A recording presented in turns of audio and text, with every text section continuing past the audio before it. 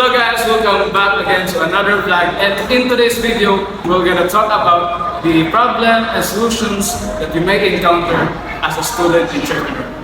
So, According to Mastura M and also the data we gathered, there are some strategies to students entrepreneur. Ay, wait, what is student entrepreneur?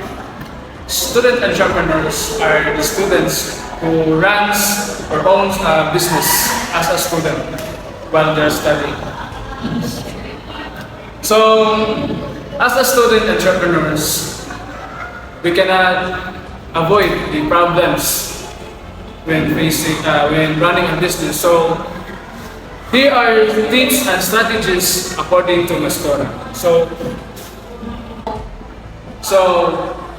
first strategy according to Mastura is seeking assistance from friends. Yes, partner, we need to seek assistance or guide to our friends. Yes. Next is advertising their products. Yes, advertising your products. One of the best strategies in marketing is advertising your products. It is the way to understand and let your customers know what your product or what is your business all about. Next, As according to Asward 2016 and also the data we gathered, strategies creating or doing something in a new way in business or improvement. Developing and introducing new products to customer can increase sales and boost their business growth. yes, that's right. By improving your products as an entrepreneur, it is your way in satisfying your customers, and it is also the way to improve and enhance the brand of your business. So next strategy according to Mastura is improving products quality. Yes, improving product is important because the customer will be satisfied by improving your products or your items. And the last but not the least is good management and business strategies. So in a successful business, you need to have a good management in your business in order to achieve your goal as an entrepreneur. According to Ship, Lam, and Mokwa on 1993 and also the data we gathered, there are skills needed for students entrepreneur. First is problem solving. Right. As an entrepreneur, you must have the knowledge in overcoming your problems that you are facing as an entrepreneur, because it is the way to succeed in business. So next strategy. Next is analytical. So as a business entrepreneur, you must analyze first when you are doing something or you have to make a decision. So next strategy. Last is communication skills. So communication skills. So communication skills is really important in a business because you cannot. Communication skills is also one of the strategies in marketing because you cannot sell your product if you don't have communication skills. Example, this bottle right here. So, partner, how will you sell this bottle as a introvert or a person without communication skills? Right? See? He doesn't know how to sell because he doesn't have a communication skills. So, how will you sell this also? How will you sell this as a person with communication skills? And hi, can you buy this because no. This is buy the soy. This have original. This have many vitamins. Please buy this. Yes. That's a business owner, entrepreneur who have communication skills. According to Podhookar 2012 and also the data we gathered, there is a problem. The problem is improper finance management. Oh wait, what is improper finance management? So, improper finance management is one of the worst attitude as an entrepreneur. Spending more than we gain. According to Moducar, and also the data we gathered, there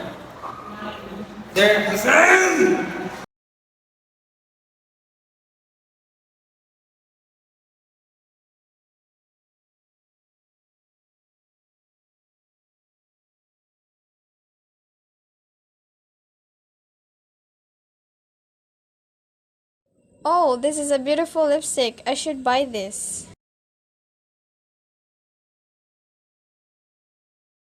Oh, wait, do I still have some money?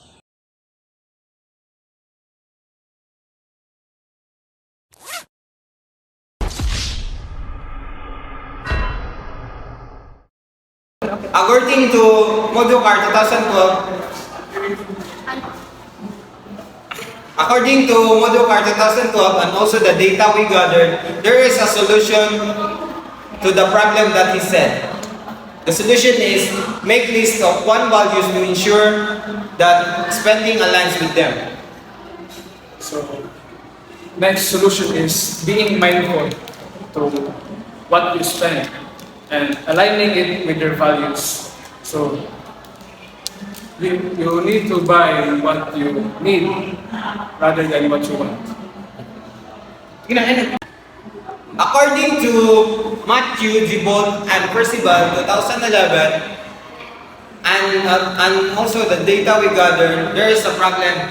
The problem is one problem these people frequently have is managing their time well. Yes, right. As a student, entrepreneur, it is really hard to manage time while both studying and being an entrepreneur. So, according to Matthew, DeBolt, and Percival in 2011, the solution of this problem is pointed out that time management is a critical thinking that helps people prioritize and talks precisely estimate the amount of time needed to complete a certain actions. So next solution. Next solution is time management involves understanding the concept of time, which defined as the point of period at which things occur.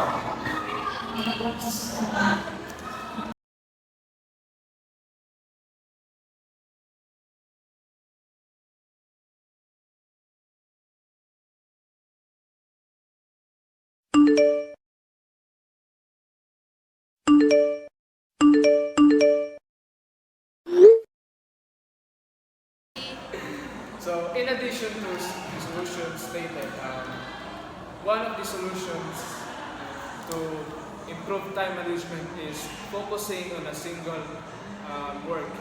Focus yourself in doing one thing only rather than multitasking. The last problem, and also the data we gathered, the problem is less customer. So ito? Itong una rin? Balik!